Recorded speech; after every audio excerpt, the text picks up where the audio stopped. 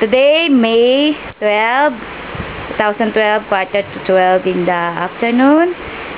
Ito si Ninang, si Nanay, na hindi ako kilala. Anong, ikaw muna. Greeting ka sa mga pamangkin mo sa stage. Sige nga, magpasiklab ka kung talagang kilala mo sila. Oh. Sino Sino mga nandun? O, unahin mo sino. So, Hindi, ikaw muna magsalita. I-greeting mo yung mga pamangkin. sasabihin ko? I-greet mo yung mga pamangkin mo sa stage. Sino-sino pa sila. Oo. Oh, sige nga, Oo. sino yung kasunod ni Ate Malu? Oo. Ay, Marilu? Ayun nga, dito si Ate Malu, di ba? Oh, sino yung sumunod sa kanya? Si Christy. Oh, kumusta mo si Christy? Christy. Oh, kamusta ka na dyan? Sabi ko ng pili ko nadadama yung buhay natin nung araw na tayo nagsasama-sama sa bagong bayan. Ayan. Ewan ko lang, siguro una-una na kay Lord na lang lahat yan. Kasi bagay, naliligayahan na rin ako at nagsusumikap din kayo na magkaroon ng pagkakataon na dumalaw kayo sa amin ng nanay. Ano pa? Sino susunod kay Christy? Para na ako yung... Oh, nahahawa ka na dyan. Oo, nahawa na nga ako. Teka. Si Val. Yan. Val. Ako naliligayahan na ikaw ay nagkaroon na rin ng pamilya. At salamat sa Diyos at ikaw naman gusto ko sabihin na maligaya kayo nagsasama. At ikaw naman ginagawa mo naman ng pagka-father de pamilya mo sa kanila. Okay? Okay, sino susunod? Ikaw. Hindi, Bal. Sino? Si Rose. Ayan. Ayun, Rose. Naku, ang pinaka... Rose. Ako nabut na liligayan at nasinapapano, hindi naman kayo nakakalimot sa amin. At natutuwa ako sa naging kapalaran ninyo. At parang nadadama ko naman kayo nagmamahal ang magkakapatid. At ang isa pa ay nagsasama kayo mabuti, nagbibigayan, nagtutulungan. Ayan, kahit manawari na sa pagdating ng ibang panahon, ang mga anak mo ay maging katulad din ninyo ng maano sa buhay. Sino pa? Susunod?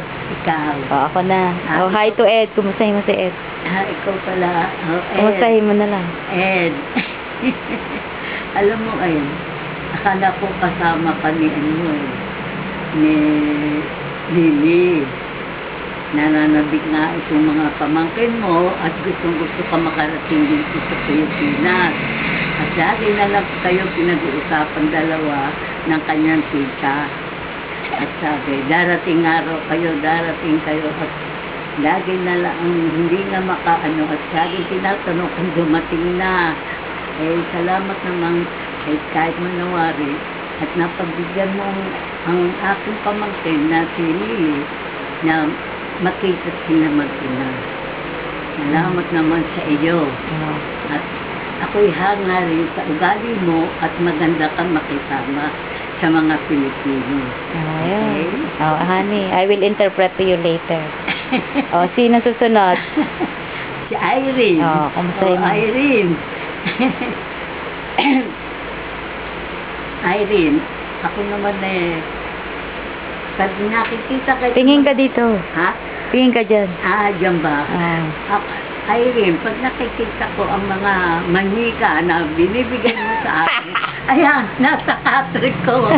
At nakikita Amy na andyan. Maraming bumabate, pero wala silang makakaano dyan. Buo pa rin. Ako ganyan nakakulong? Ako talaga. Nakabak. Talagang minamahal ko at ayoko noon. Buti na lang yung mga pamangkin mo, bagamat ko sa bagay, pag tayo na nagusto, wala akong magagawa. Alam mo, mahal na mahal ko aking mga apo. Salamat naman sa iyo at ako humahanga rin at una-una, magaganda naman ang dalawa mong anak. Lagi kong tinitignan dito sa retrato na katapat naman namin. Mhm. Laging nakatawa, ganyan. Parang na-imagine ko na sila ay mga naandito na rin. Ewan ko lang.